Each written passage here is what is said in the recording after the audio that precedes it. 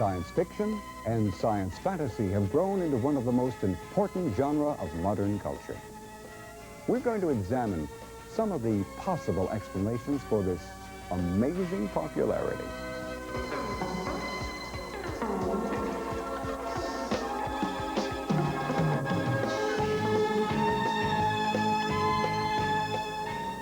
Good evening.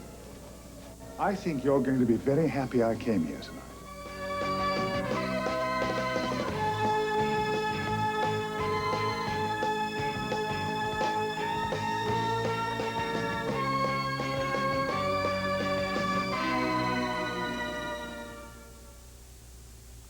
I'm Tom Carroll, and we're about to take a wondrous journey.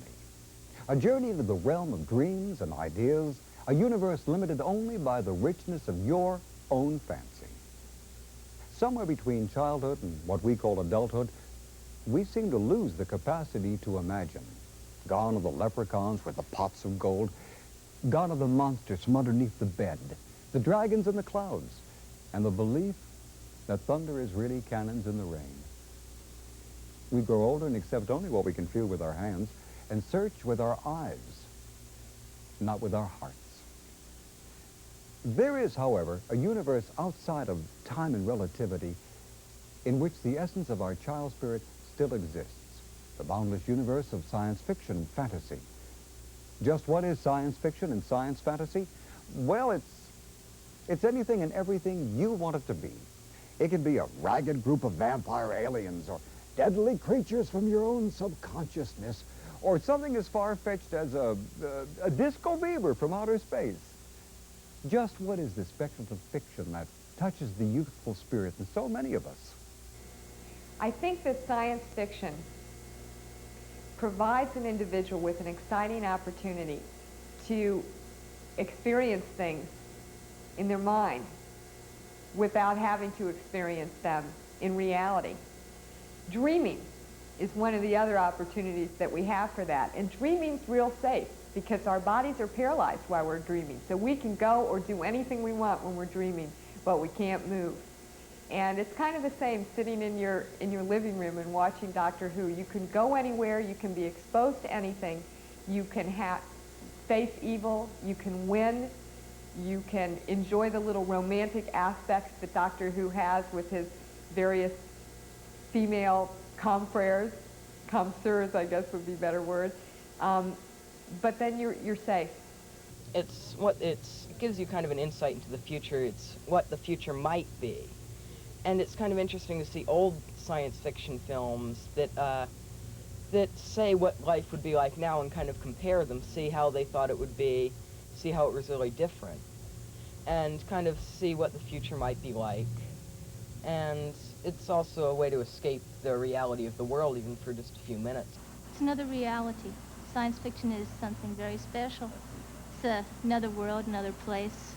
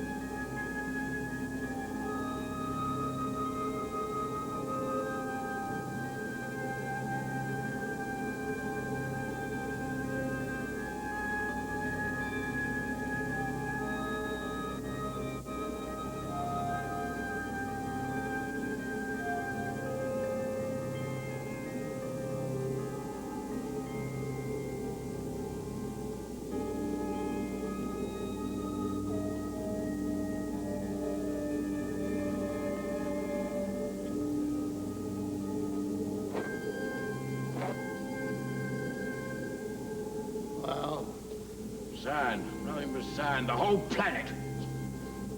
For those. Bring an earthling to the screens of Zolpathura. I never liked this job. Some scholars believe that science fiction's roots go all the way back to Homer's Iliad, Plato's Odyssey, and Virgil's Aeneid. certainly encompasses the works of Poe, Arthur Conan Doyle, and H.G. Wells. Yet it was not until the mid-1920s that the term science fiction was coined by Hugo Gernsback in the magazine Amazing Stories. Even the first motion pictures included Millet's A Trip to the Moon, Jules Verne's 20,000 Leagues Under the Sea, and Thomas Edison's version of Mary Shelley's Frankenstein. The growth of cinema, and more recently television, boosted the popularity of science fiction tremendously. By August of 1983, the top 5 money-making films of all times were either science fiction or science fantasy. Why this sudden proliferation of genre, which was virtually non-existent a few short decades ago? What is it that fascinates so many millions of people worldwide? The variants of science or speculative fiction are so vast that it would be impossible to examine all of its aspects. So we'll look at one program in depth, hoping to find some clues that may unlock the mysteries of science fiction and its popularity in America. In the early 1960s, the British Broadcasting Company introduced the world to a time and space traveler, a cosmic voyager dedicated to good, arch-enemy of evil. Of course, we're talking about Doctor Who. The show enjoys a worldwide popularity of over 100 million viewers. In America, Doctor Who's most endearing doctor is Tom Baker. Mr. Baker and several other interesting people will be joining us in our look at science fiction and fantasy. It now only awaits for us to open the door to our imagination. We live in a consumer society right now, a society which is heavily oriented towards play. We are affluent, we have the time, and so we become fans of activities which primarily involve play. And Doctor Who is a particular kind of production which lends itself very well to play. In fact, everything about Doctor Who really is play.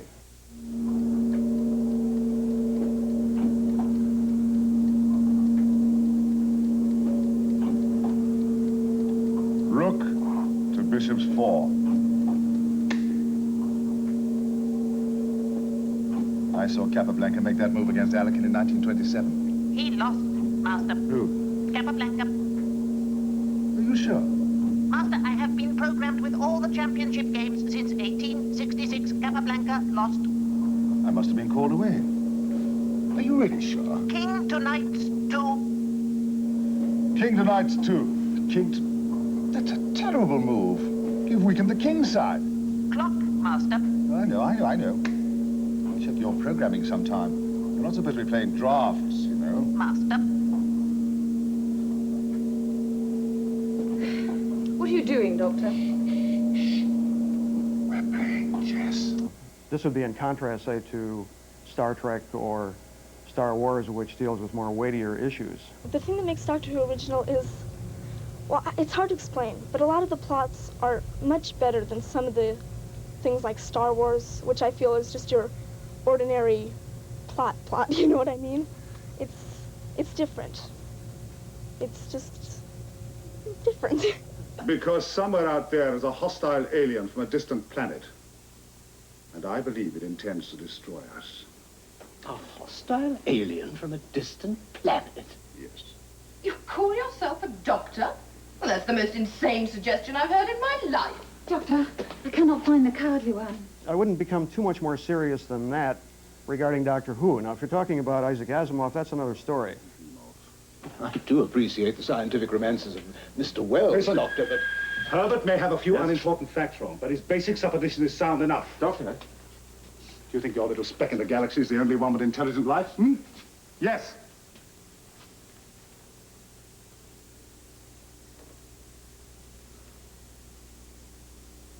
Oh, very interesting. What's interesting? That was Vince. What's happened? He says he thinks Lord Palmerdale's fallen from the lamp gallery. Fallen? The railing, you can't. Well, he can't have fallen. I agree. The question is, do we go out and see? Well, of course. I mean, you really believe in this thing, don't you? I do. I'm not very preoccupied by science fiction or science fantasy. I have read a lot of Stanislaw Lem, the Polish writer, who fascinates me, and I've read a certain amount of writers like Asimov or Moorcock. Doctor Who is a TV show that you can get into. It takes you away from reality. You could picture yourself in a TARDIS, you know, going around the world. It takes you away from everyday drab of living. Science looms more importantly in our age in many ways. One way in terms of the excitement of our future, the things that we can imagine for ourselves that are going to expand us, that are going to be exciting for us. But at the same time, there's the other side of it too, and that is the fear. The fear of what science may do to us or take away from us. The fear of something which is so awesome in its power that we may feel we're going to become its servant rather than its master. Ah. Welcome, Doctor. What's going on? Don't you realize how dangerous it is to intercept a transmat beam? Oh, come, Doctor. Not with our techniques. We Time Lords transcended such simple mechanical devices when the universe was less than half its present size. Look, whatever I've done for you in the past, I've more than made up for. I will not tolerate this continual interference in my life. There's no period in human history that grants us all the wishes and the desires that we have. There's always a void. And we always look to the future. And science fiction gives us the tools, the concepts that project our reasoning, our desires into the future. I think it is quite natural. Science fiction only has amplified a long, long human dream. Science fiction to me it's like life. It's going off in your own place and someplace different and getting away from it all. It's nice. I think science fiction is very important to the social aspect right now because people need that escape and that release. It keeps them from killing each other when they kill off aliens. Mr. Brock says you might be able to help by looking at the recreation generator. Really, it's astonishing how far the Argolians have come with this tachyonics. These are mere toys. My time experiments are the first glimpse of any real use for the recreation generator. Really? Are you sure of that? Of course. The Argolians have nothing to show for their 40 years' work on tachyonics. No, nothing except a sort of cabinet of illusions. And then the name of the thing. Has that struck you? The generator. Recreation generator. Recreation. Creating things again. Things, yes.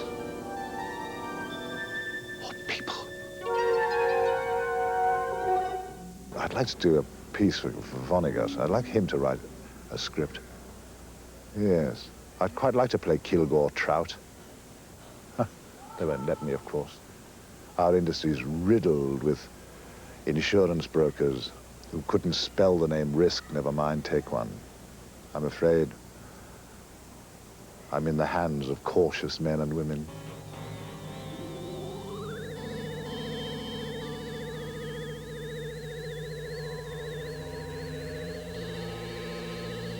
And I think the science fiction is a way, in a sense, that we can all test out strange waters. You know, we can go into an age that we feel is impending, you know, upon us, and begin to see how comfortable we can feel in that age in a fantasy way, in a safe kind of way.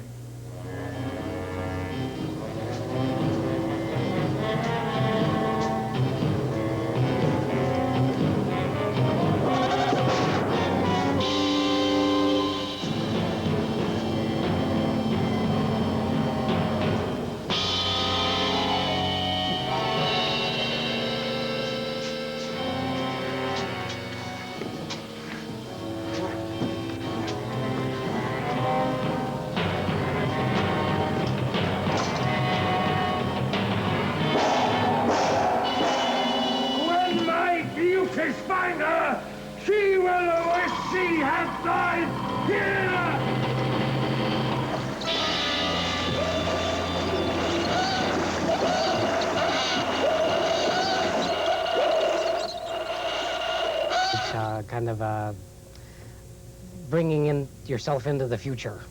It helps you live with the future. We're going to be living in the future, so we might as well start getting used to it. You are our only hope, and I am the only one directly in all field. I know the dangers.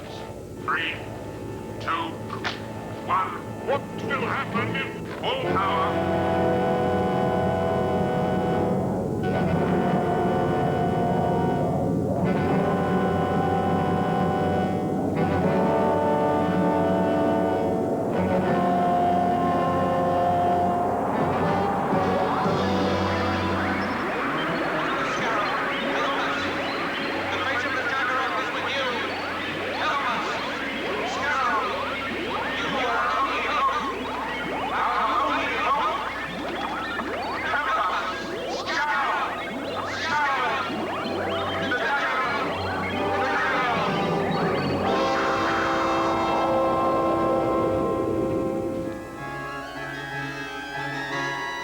Peter gave himself up for lost and shed big tears, but his sobs were overheard by some friendly sparrows, who flew to him in great excitement and implored him to exert himself. Doctor, I've been cleaning out number 4 hold. You've got the most awful lot of junk in there. Something terribly exciting's about to happen. Oh, really? What? It's Mr. McGregor. Who? Mr. McGregor. He's fishing Peter Rabbit. He's got a sieve. He's going to pop it on top of Peter. Don't worry. He'll wriggle out, lose his jacket, and hop into a watering can. Bless you. Junk? Did you say junk? I don't get it. Lewis Carroll wrote one of the great science fantasies of our times, in which he tells us that things are becoming curiouser and curiouser.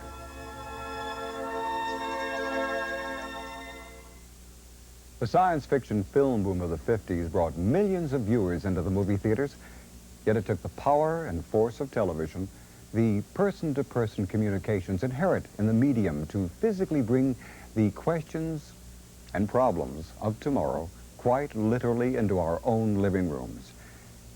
Television is a very powerful force in society. It's a subtle force, so common, we hardly know it's there. It is obvious, isn't it, that television taking place practically by definition in a domestic context is more potent in the sense that, that it happens in private, you see. While the movies happen in the dark, it really is a collective experience. It's private in the sense that you're in the dark, but you're conscious of other people. There's a formality of going out to the movies, about getting into a car or paying at the cash desk. When you're watching something on television, the extraordinary thing is there are so many other things going on sometimes, so that maybe therefore a particular moment isn't potent, but I mean, you can listen to television in your own home without any clothes on, when you're totally drunk or drugged, or making love, or washing dishes, or having a row, or discussing a marriage settlement. And I think also at certain times, because it happens in the privacy of one's own home, I think frequently one watches television, one's critical faculties are slightly lowered, and therefore it can penetrate you. See, the formality of going out to a doctor or to the cinema or to the theatre strengthens your resolve slightly. I don't mean by that it makes you incapable of being moved or touched, by no means. But when one is alone, television gets to an awful lot of isolated and lonely people, a lot of unhappy people, and a lot of people who are tired. And it's very penetrating and insidious. I sometimes find myself being quite touched at something, and I have to blink and pull myself together and say, this is absolute rubbish, you know. It is subverting me. All those stars? Yes. Do you know them all? Well, just the interesting ones. How can you tell which is which? Well, law of probability, that sort of thing, you know. Anyway, we're supposed to be on our way back to Gallifrey. I don't see what the law of probability's got to do with it. No. What? Adric, I give you a privileged insight into the mystery of time. Yes? Yes. Open your mind to adventures beyond imagining. Yes? Yes. And you criticize my logic? No. No, I'm just saying that a lot of the time you don't really make sense. Ah! Ah! Oh, you've noticed that, have you? Well, I mean, anyone can talk sense as long as that's understood. You and I are going to get on splendidly. When a fan becomes so totally involved with media that the reality of media becomes their reality, This is a major problem. It's a problem if any individual becomes totally involved with any single item, any single identity. Now, in the case of popular culture, here what you're talking about is becoming so involved in really a fake world that you begin to lose your ability to deal with everyday life, or you lose the desire to deal with everyday life. And your total identity becomes the media reality. And if you're living alone, this may not be a problem, but if you're trying to get along with other people, you're trying to make the world a better place to live, then it is a problem, because we have a lot of isolated individuals who are just involved in their own little media culture. Don't waste any tears on him, Sarah. He's only an android. An android? Yes. My replica. I reprogrammed it to confuse Stigron.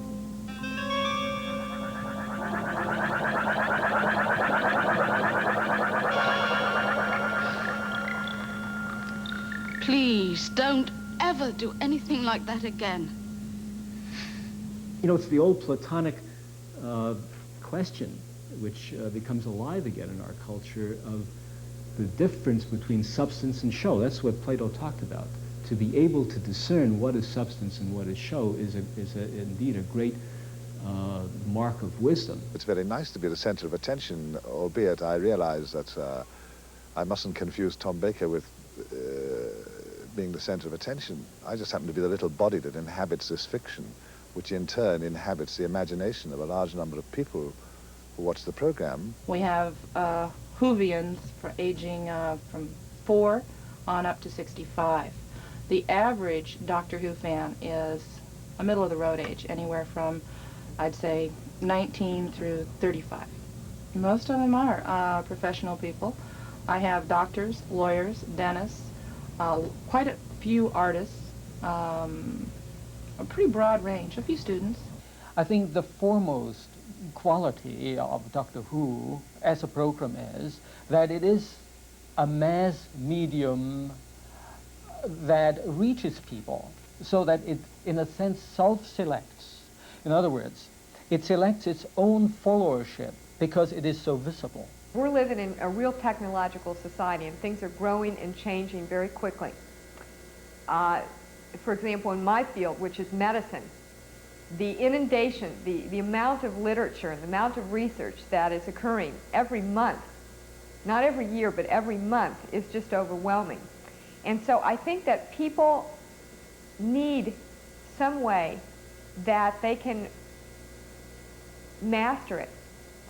And watching something like science fiction, which is in fact a mastery experience through the use of technology, through the use of machines, it's a mastery experience. It gives the individual a sense that they, in fact, through identification with the star, are mastering the world we live in.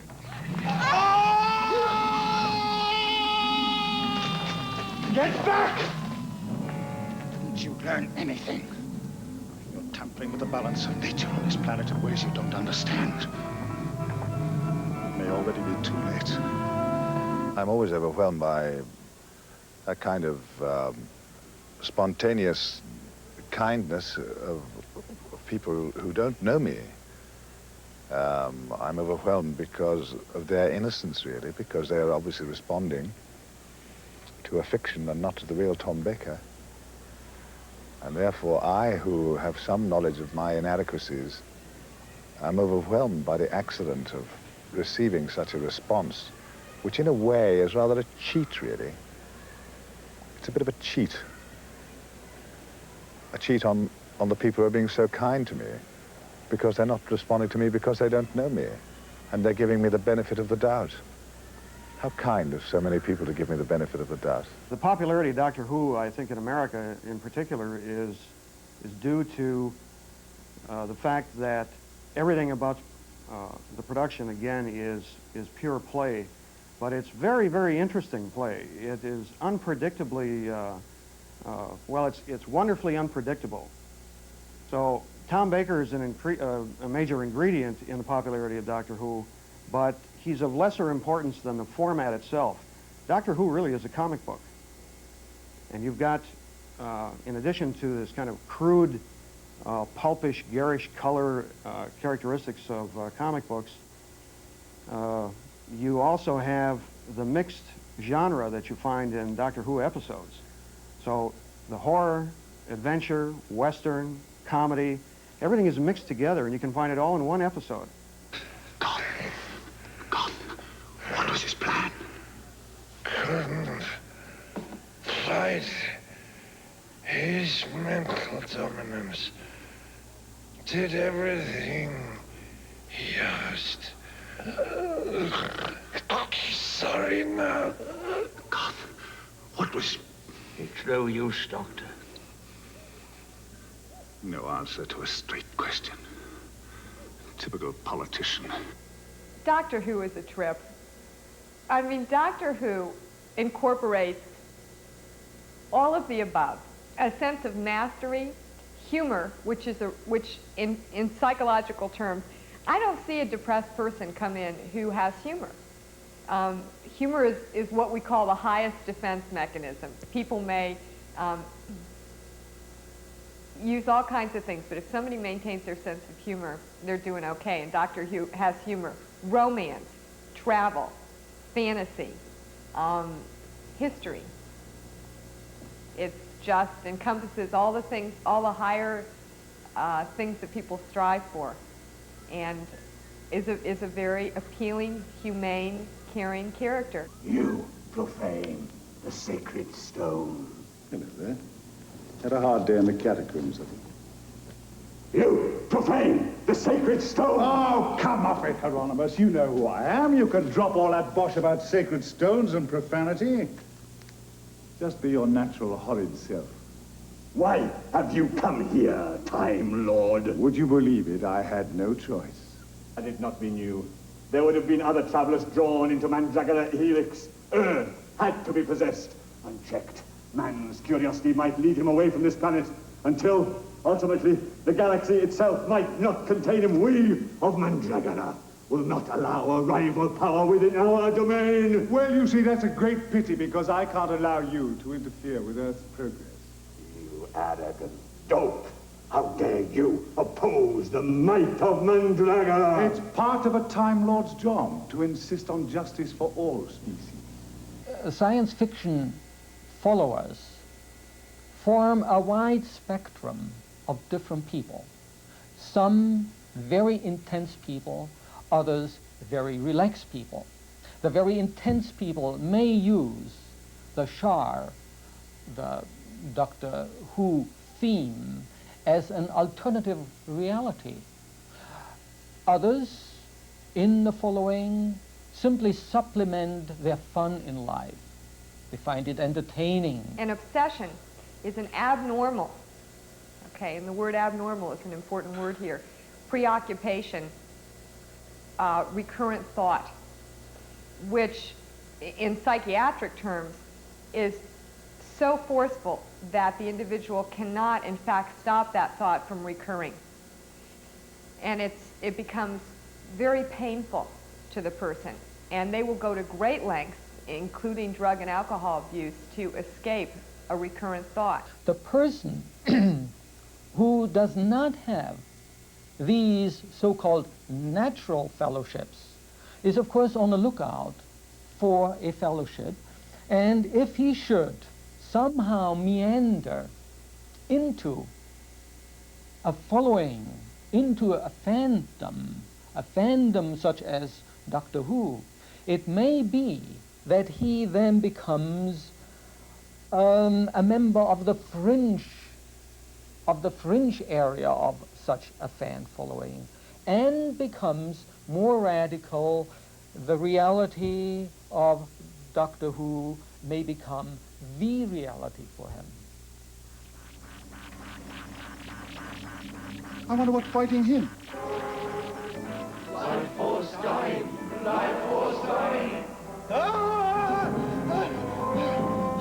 Life force dying! Life force dying! Life force dying!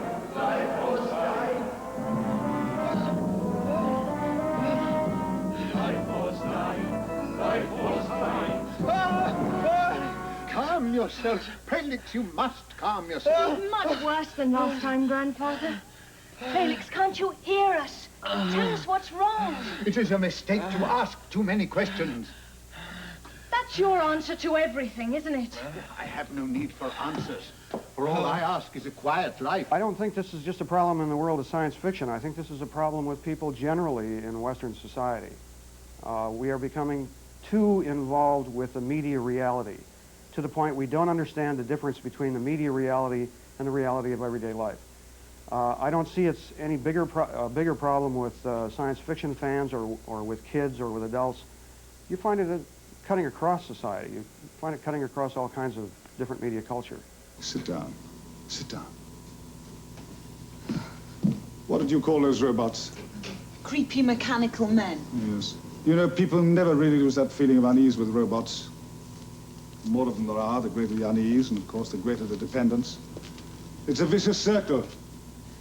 People can neither live with them nor exist without them. So what happens if the Strangler is a robot? Oh, I should think it's the end of a civilization.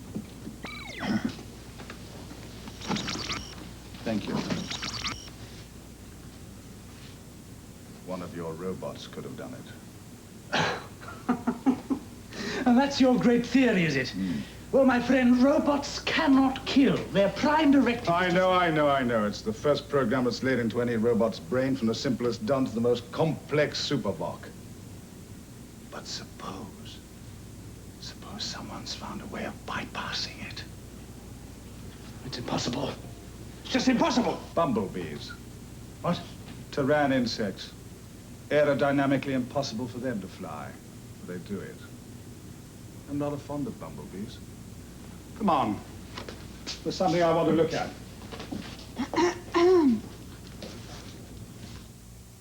When we look at the problems of the Mideast, South America, Africa, and Central America, and examine the economic and social and political problems in America and Western Europe, escape into an alternate reality is not altogether without appeal. Total escape, however, from what we've seen may be more damaging than facing reality. But a little excursion? Well, that's another matter. But science fiction isn't all fun. It's also a tool, a way to expand our own small world, of exploring the bounds of the human spirit, a projection for progress, a way of exploring relations with other races, and a celebration of human ideas.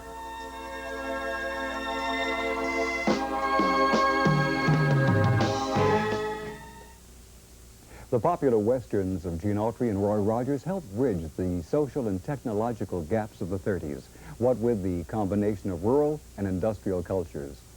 Science fiction today is helping bridge the social and the technological changes between today and what is yet to come. And also, like the early westerns, stars of science fiction play an important role in the popularity of the programs.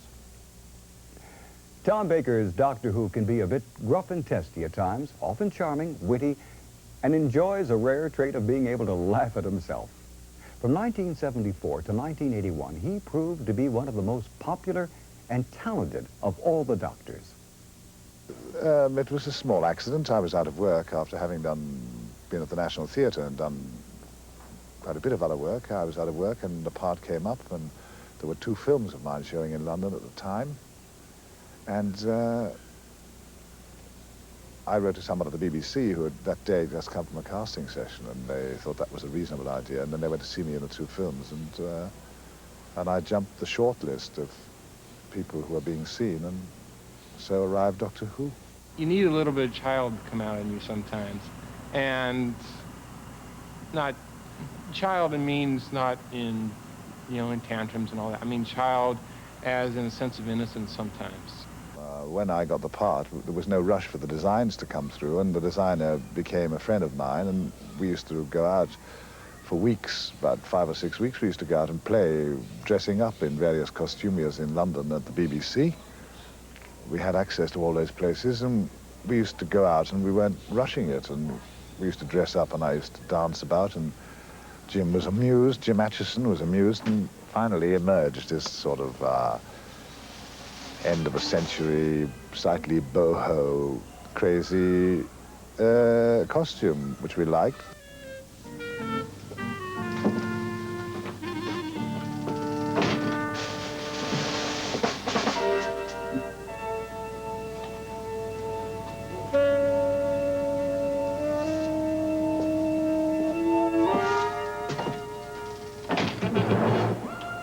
Well, how about this?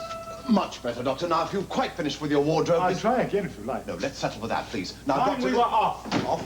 To visit the scene of the crime. He's very special. He has a nice grin, and he's very dashing in his own way. And he's very eccentric and odd and a lot of fun to watch. I think what really clicked it off here in America was Tom Baker, because he gave a different sort of attitude and appeal to the show.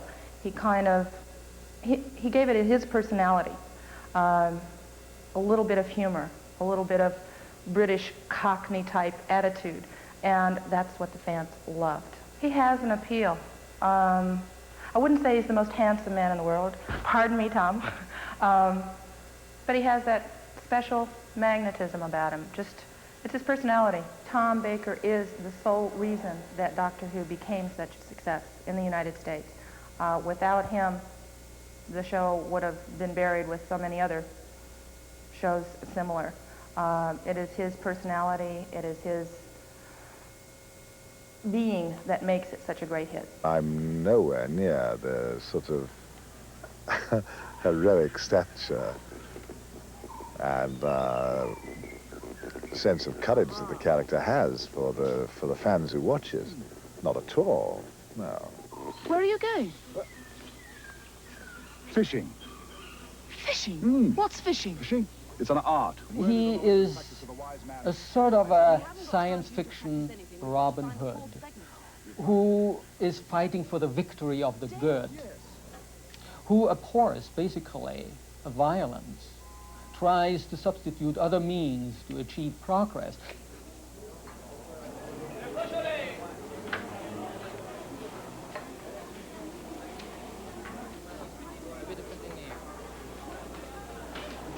Yes, I'm just relaxing and enjoying Paris. All right, that's enough. Very cleverly staged, but you don't fool me. What are you talking about? Your men who were in here just now. My men? Those thugs? Your thugs? Are you suggesting those men were in my employ? Yes. I don't know if you noticed, but he was pointing a gun at me. Anyone in my employ who behaved like that, I'd sack him on the spot. Except that I know you arranged for them to hold you up as a bluff. You're trying to put me on a false scent. You're English, aren't you? Yes. Patron, I thought I ordered 3 glasses of water. Doctor Who appeals to the adults, in my opinion, that he's a non-violent character in the science fiction program. And it's just fascinating the way at least Tom Baker portrayed him. I haven't seen the other Doctor Who's yet, but Tom Baker is great. I want to meet Tom Baker because I really admire his acting in Doctor Who, and I want to see what he's like in real life. I like Tom Baker very much.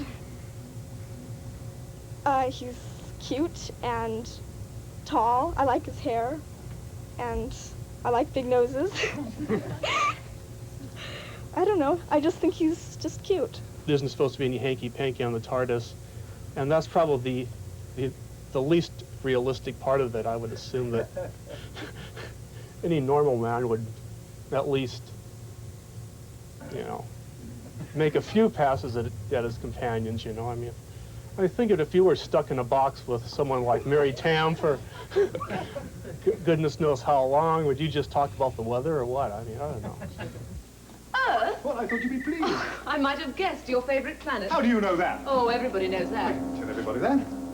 I can't think why for the life of me. Well, you'll like it. It's pretty civilized on the whole. Oxygen level good. Slight aqueous precipitation. You mean it's raining? So it would appear. Oh, well, that's what the locals call a soft day. Oh, really? Anyone for tennis? Tennis? Yes, it's an English expression. It means, is anyone coming outdoors to get soaked? By watching how we react to Doctor Who, the excitement, the aspects of what he does that touch a chord in us, we learn about ourselves. I would actually not call the preoccupation with Tom Baker an obsession, because I don't think it's painful for people. I think it's, in fact, enjoyable. But again, I'm making the distinction of the people who can get back into reality, leave their daily lives, then at 5 o'clock or whatever time it's on the local channels, take a break and really enjoy and let go. He seems to be a nice gentleman, and nice and tall with nice curly hair and white teeth, and boy, do I like him. He is the kindest, the most adorable, sweetest man I have ever met in person. He is wonderful. After you? Mm-mm. I'm going home, and I'm going by taxi. I'll make you an offer. I'll take you home. How can I refuse? Tom Baker's tremendous popularity with women, and a number of women have told me Tom Baker is a sexy guy. Why? In addition to physical characteristics, and those are not the most important thing about Tom Baker, the thing that Tom Baker has is vulnerability. Women like Tom Baker's vulnerability. He is, first of all, he does solve problems, he does it by his wits, but he's a little vulnerable. And that vulnerability, I think, is the key to his success as a sex object. You feel like you can reach out and touch Tom Baker. I don't feel like I can reach out and touch Robert Redford. He'll never be in my domain. But Tom Baker, he's like the guy next door who made it big, who's lived 700 years, just out of luck. And there's a gentleness about him and an aspect that he's unassuming that makes him particularly appealing. Tom Baker, as a hero of the Shah, is certainly, purely physically speaking, not a Paul Newman or another of the many Hollywood products, but a very natural human being who seems to be in control of himself and of situations. The sweetest thing of it all was that for a period of 5 years or so, I was maybe the only man in England that don't talk to strange men didn't apply to. I had a marvelous instant intimacy with small children, which probably will never happen to me again. That was the sweetest thing, I think. Do you have an affinity for small children? I like small children a lot, and they like me, I think. Some of them do. Despite the Doctor's alien origins, he touches a very human chord in millions of viewers. But a new question presents itself. Is it the social climate that encourages such a response, or the content of the programs, or the personalities of people like Leonard Nimoy, Gil Gerard, William Shatner, Harrison Ford, or Tom Baker? To quote Edgar Lee Masters, at first you will not know what they mean, and you may never know, and we may never tell you. Perhaps it's an answer whose truth is individual.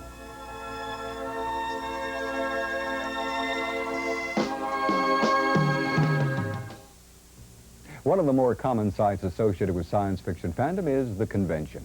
Fans gather in large and small numbers in order to share their excitement, to meet others who have the same interests, to buy merchandise, and hopefully to meet their favorite performers. So what makes me happy, because I want to please people, is the people saying that they're pleased, and then that makes me very happy. The sociological term for conventions and the business and paraphernalia that is behind such a Shah is a structure. A structure very naturally builds up to reinforce a fan club, or, as someone coined so strikingly, a fandom. A reason you find the popularity of conventions of Doctor Who is, again, going back to the statement about identity, about people investing their own identity in a particular activity. And Doctor Who conventions are basically another form of play activity. But the person can go to the convention and engage in interaction with other people who are doing exactly the same thing, and therefore get validation for the kind of play that they're engaging in. The BBC takes a very great interest in the enthusiasm which so many people are showing in Doctor Who over here in America at this time. Are you on holiday here? I mean, did you come to the convention? Did you really? I've been here for about 3 days.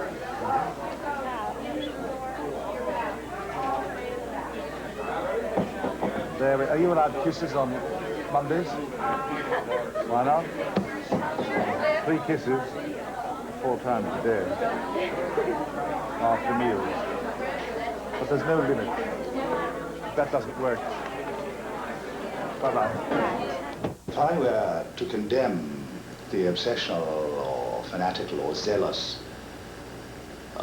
attitude of fans towards the object of their interest, whether that's Dallas or a baseball side or a basketball side or a football side of some kind, it would be unrealistic. It also would mean that I would be condemning myself, because I myself have obsessions and fantasies about things and irrational regard for certain people or who've impressed me or moved me. No, I don't think there's anything bad about it at all. Now that's much better. I can believe that. You're making goths into a hero? If heroes don't exist, it is necessary to invent them. Good for public morale. And the Doctor's part in all this? The integrating, the bringing of 2 worlds together. We're in a transition period. We're living, so much has happened in the last few years. When you make a timeline, you know, which includes, you know, sticks and spears and all that sort of stuff, probably the age that we're living in now is a fraction of an inch by comparison with miles of the human experience in that era. And it is really our generation that has to act as the link, the bringing together of 2 very, very different kinds of worlds. Scary, as I said, it's exciting, and yet there's a sense of common purpose there that everyone can identify with. And maybe there's a lot of energy there to bring people together. It's particularly rewarding for us to see how many people are dressing up as either or any of the major characters from Doctor Who, not just the Doctor himself in his different appearances, but also the companions and some of the monsters. It's fascinating. People experience a sense of alienation. And I feel that anything that enables people to relate to each other, that's why I think the conventions are such a positive thing, is grounding for people. They're, I think, quite a different experience from anything that we're used to in England.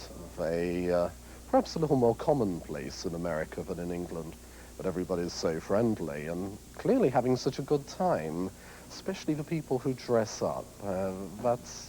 It's really amazing how creative some of them are in their costumes. Doctor Who house. Doctor Who! I love Doctor Who. It's my favorite song. I once, sort of by accident, rather drunkenly took a plane from London to Los Angeles, and we lost a program over a strike, and I knew there was some sort of convention going on in Los Angeles, and I dropped in. And that wasn't a very good idea, because there was bedlam, and they weren't really expecting me, and it was very exhausting. Many conventions precipitate into what is virtually a non-stop 72-hour intense, joyous expression of belief in the promise of the future. The official meetings, panel discussions, and lectures break down into small groups, postulating the great what if.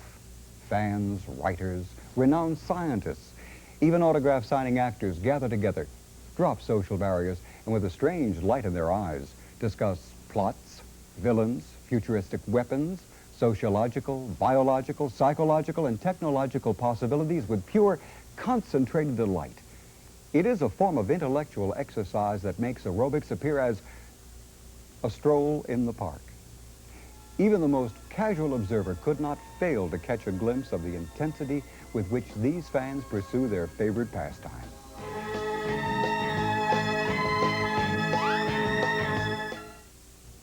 Regardless of the reasons behind the popularity of science fiction, there can be no doubt as to its visibility. There are games, toys, buttons, and posters, comics and novels, and picture books, and sheets, and shirts, and whatever. Science fiction kid stuff, you say? There's no place for this junk in an adult world? Let's take a look. In England, Doctor Who, for example, is considered a children's program by most people, not by everyone, but by most people, or perhaps young adults in universities.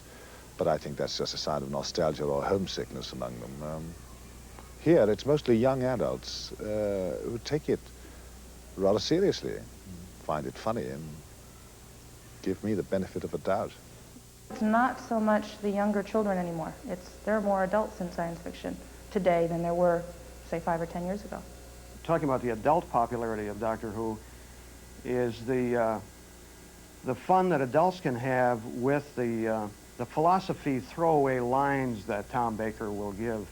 The Harpo Marx image that he projects when he walks into a scene, the comedy lines, the existential lines. In the Talons of Wang Chang, for example, he gets into a scene and the person asks Tom Baker, who are you? And he says, I'm the doctor. And he says, who? And he says, exactly. You know, that's an Abbott and Costello line. It's great. You've never been in here before. You've never been in here before? What is it? Number 2 control room, being closed for redecoration. I don't like the color. White isn't a color. That's the trouble with computers. Always think in black and white. No aquamarines, no blues, no imagination. Have we stopped? About 5,000 AD. 5,000 AD. We're still in the time of your ancestors. Ancestors? Yes. That was the year of the Great Breakout. The great what? When your forefathers went leapfrogging across the solar system on their way to the stars. Asteroid belt's probably teeming with them now. You frontiersmen, pioneers waiting to spread across the galaxy like a tidal wave. What a disease. Why disease? I thought you liked humanity. Oh, I do. Some of my best friends are humans. When they get together in great numbers, other life forms sometimes suffer. How gratifying it must be for an actor to see his face all over the place. You'll find the Doctor's likeness on everything from playing cards to jigsaw puzzles to tea tins, even greeting cards. And that's not to mention the look-alike costuming seen every day. This type of paraphernalia is very important in science fiction, not just for children. Product merchandising, through association with actors in film and television, is big business. A ceramic TARDIS, similar to this one, sold at auction for $85. These are Jelly Babies, the Doctor's favorite sweet. A box this size demanded as much as $35 at auction. And what makes that particularly interesting is that you don't know what a Star 47 spacesuit is, do you? Now drop your weapons, or I'll kill him with this deadly Jelly Baby. Kill him then. What? Kill him then. I don't take orders from anyone.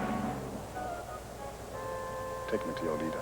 It's terrific when people are kind to each other, and for whatever reason, a program generates kindness. It's lovely to be smiled at all the time and to be embraced, and for people to be amused by me and for me to be amused by them. I like it all. I love it. They don't use all the ridiculous cliches that you usually see on American television. For instance, the female characters are actresses rather than, pretty faces that, don't know how to act, which is typical of a lot of mainstream American television. Halt! What we...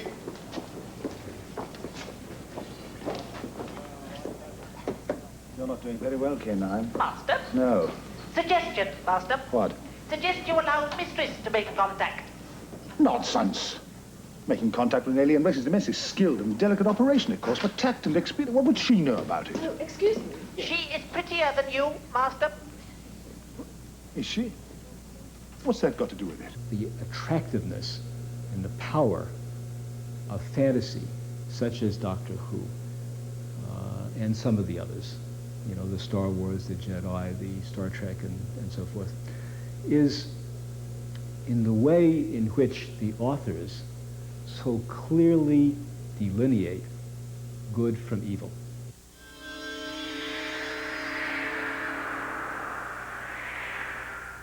Most science fiction has happy endings, and it's uplifting in some way.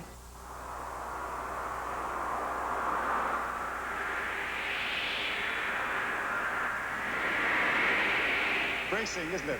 Very. The interface, the mind unsullied by a single thought. Where are we going, Doctor? Into the land of dreams and fantasy, Leela. Dreams into reality and a hope for a happier day tomorrow. If we leave the ability to dream of a better world in childhood, we're losing more than we can afford.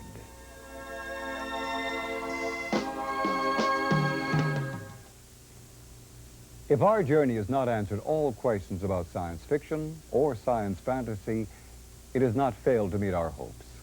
Our purpose has been to remind you that dreaming is a tool of wisdom and not just the plaything of children. We have, by way of artistic design, celebrated in the marvelous world of Doctor Who. We hope you've had fun. We have. For Doctor Who in America, I'm Tom Carroll.